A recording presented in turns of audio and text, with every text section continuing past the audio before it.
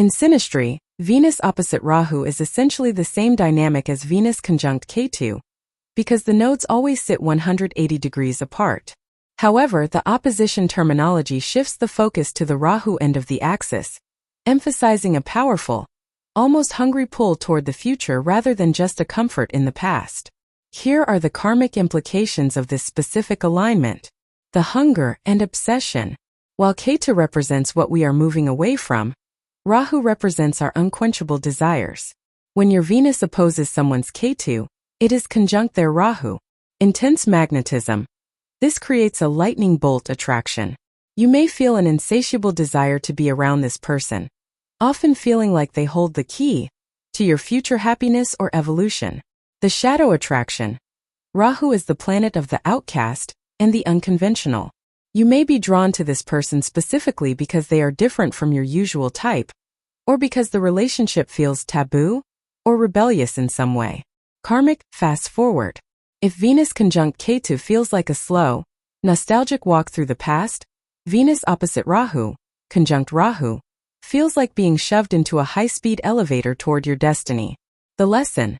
This person acts as a catalyst. They are here to shake up your values, your finances, and your definition of love. The debt. The karmic implication is that you agreed to meet in this life so that one partner could trigger a massive expansion in the other. It doesn't always feel comfortable.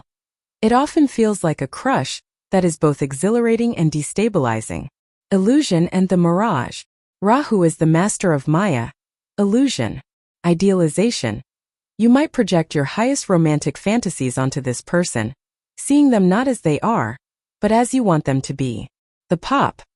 There is a risk that once the Rahu energy is satisfied or the lesson is delivered, the illusion fades, leaving you wondering why you were so obsessed in the first place. The karma of Venus opposite Rahu is growth through desire. You are meant to learn what you truly value by being drawn toward someone who represents an extreme or foreign version of love. The relationship is fated to change your trajectory, often leaving you a completely different person than you were before the encounter. Here is how each person typically experiences the Venus-Rahu/Ketu axis. The Venus person, the giver and magnet.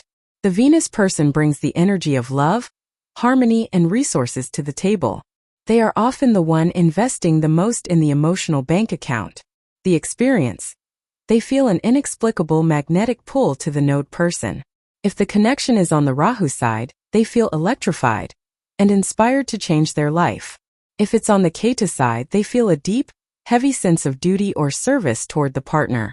The risk. They may feel undervalued over time.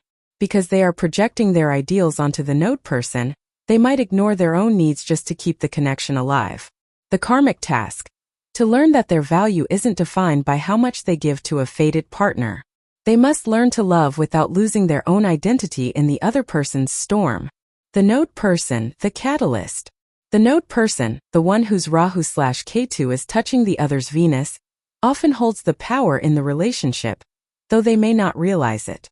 The Rahu side, the hungry soul. This person feels that the Venus person is exactly what they've been missing to get to the next level of their life. They may be obsessed with the Venus person's beauty, status, or kindness. However, Rahu is never satisfied. Once they attain the Venus person, they may start looking for the next hit of growth. The Ketu side, the detached soul. This person often feels a bit smothered or finished with the Venus person. While they recognize the love, they may feel an internal urge to withdraw. They are the runner in the dynamic, often feeling like they've already done this in another life. The karmic task. To handle the Venus person's heart with care. Their task is to integrate the love they receive without consuming it, Rahu, or dismissing it, Ketu. These relationships usually reach a tipping point. If both are conscious, the Venus person sets boundaries, and the node person learns to appreciate the stability offered. One day, the Venus person may wake up and realize the spell has broken, and they no longer feel the need to chase or serve the node person. Subscribe to KarmicSynastry channel. Learn everything you need about your potential karmic connections and how to navigate them.